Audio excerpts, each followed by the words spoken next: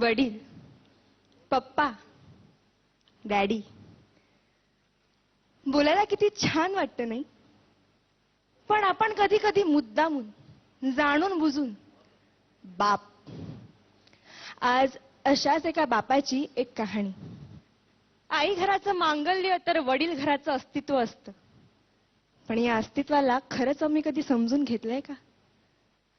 वडिलांना महत्व असूनही त्यांच्याविषयी फारसं बोललं जात नाही.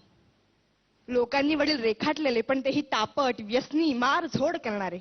नाही, समाजात 1-2% असे वडील असतीलही, पण चांगल्या वडिलांबद्दल काय? आईकडे अश्रूंचे पाट असतात, ती रडून मोकळी होते, पण सांत्वन वडिलांनाच करावं लागतं. आणि रडणाऱ्यापेक्षा सांत्वन करणाऱ्यावर जास्त ताण पडतो, कारण ज्योतीपेक्षा समईच जास्त तापते ना. पण श्रेय नेहमी ज्योतीलाच मिळत राहतं. रोजच्या जेवणाची सोय करणारी आई आमच्या लक्षात राहते, पण आयुष्याच्या शिदोरीची सोय करणारा बाप आम्ही किती सहज विसरून जातो. आई सर्वांसमोर मोकळेपणाने रडू शकते, पण रात्री उशीत तोंड खुपसून मुसमुसतात ते आपले वडीलच असतात. स्वतःचे वडील वारले तरीही त्यांना रडता येत नाही, कारण छोट्या भावंडांना जपायचं असतं. पत्नीने अर्ध्यावर साथ सोडली तरी पोरांच्या अश्रूंना आवर घालावा लागतो. जिजाऊने शिवबांना घडवलं असं अवश्य म्हणावं, पण त्याच वेळी शहाजी राजांची ओढाताण लक्षात घ्यावी.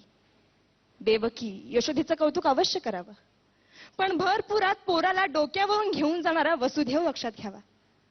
राम हा कौशल्याचा पुत्र अवश्य आहे, पण पुत्र वियोगाने तरफडून मरणारा पिता दशरथच होता. वडिलांच्या टाचा झिजलेला चपला, त्यांची फाटकी बनियन पाहिली की कळतं आमच्या नशिबाची भोकं त्यांच्या बनियनला पडलीत.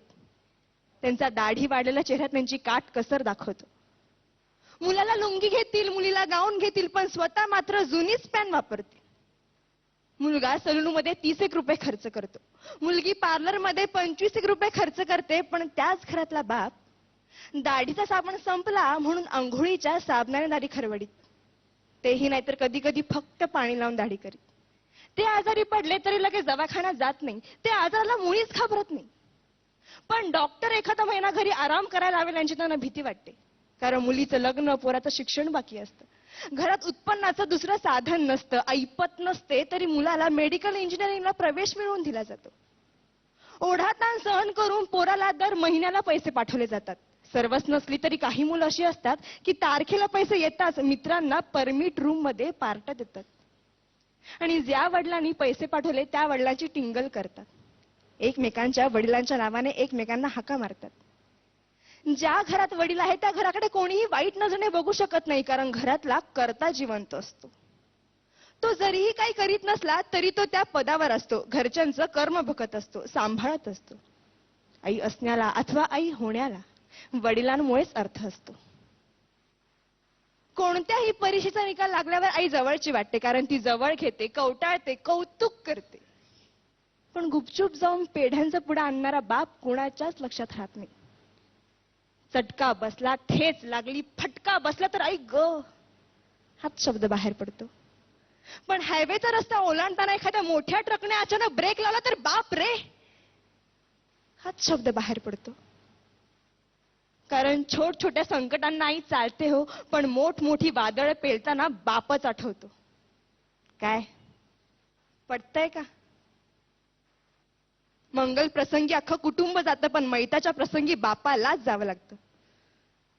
मुलाच्या नोकरीसाठी साहेबांपुढे लाचार होणारा बाप, मुलीच्या स्थळासाठी उंबरठे झिजवणारा बाप, खर्चांसाठी स्वतःच्या व्यथा दडपणारा बाप खरंच किती ग्रेट असतोय.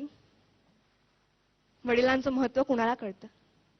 लहानपणीच वडील वारल्यावर अनेक जबाबदाऱ्या खूप लवकर पेलाव्या लागतात. त्यांना एका गोष्टीसाठी तरसावं लागतं.